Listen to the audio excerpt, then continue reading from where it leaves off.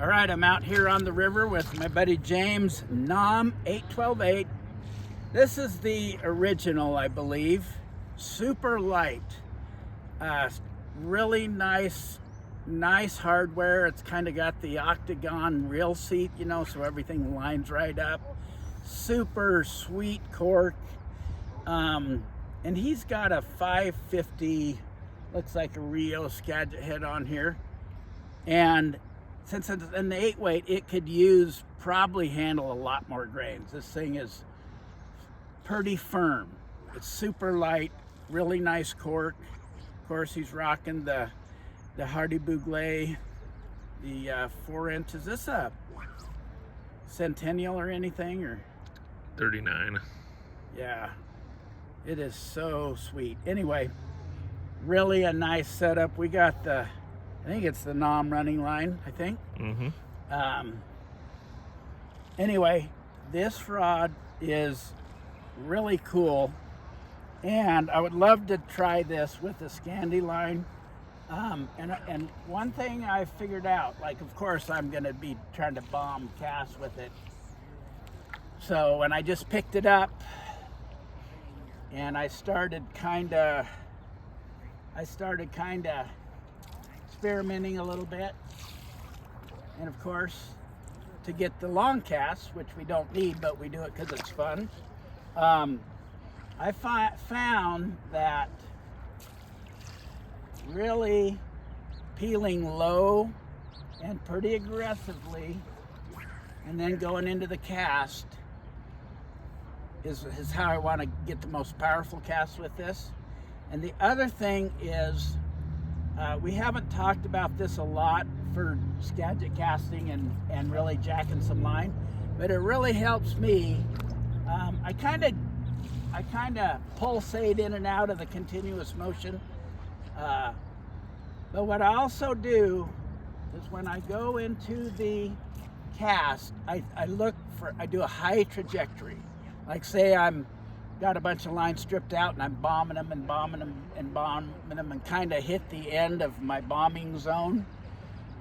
What I did to get a more powerful further cast was when I get here, I aim really high.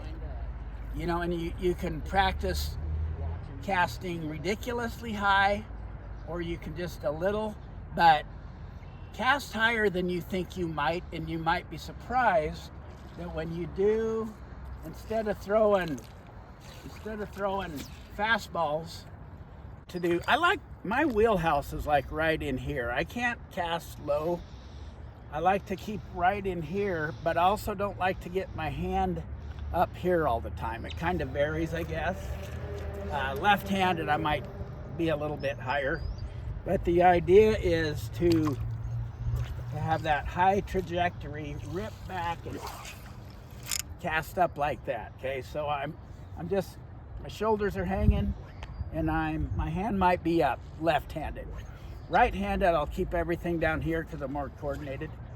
But the idea, no matter where you cast from, there's no right way, there's only your way, is to aim really high.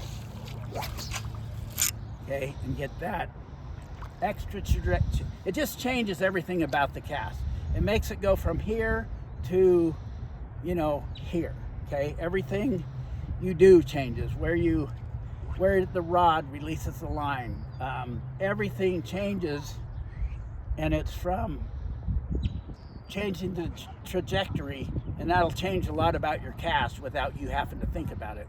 You just think, I'm going to throw this thing higher, and I'm going to throw it maybe ridiculously high for a time or two until I find that sweet spot. So if I'm going to really want some, which is left-handed, I don't even know if I can because I've been casting this thing right-handed and just bombing them. But so if I'm going to try to do left-handed, I'm gonna set my anchor handily by. Doesn't really matter with the Skagit head, wherever your fishing requires. Okay, that ought to work. Okay, I got it all the way out. Now I'll do one right-handed.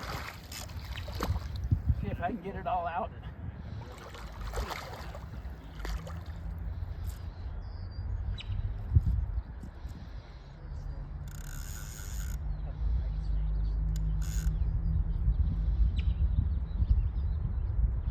Have a little bit of overhang, 3 or 4 feet maybe.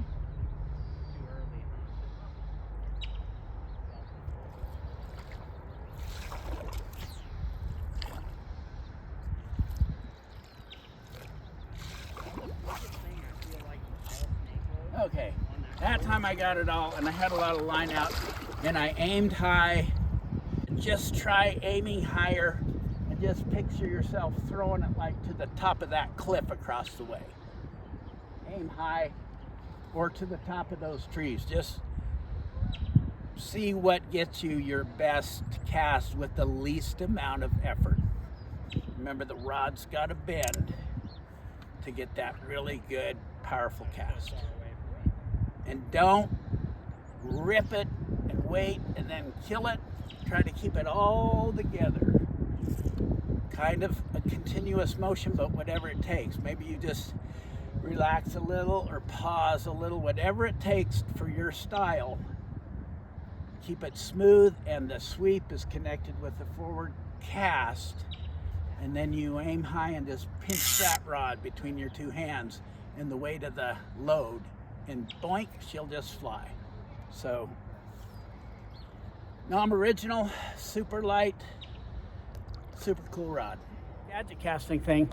When I sweep around flat, really give her the onion flat, and then come up here to cast, I might relax.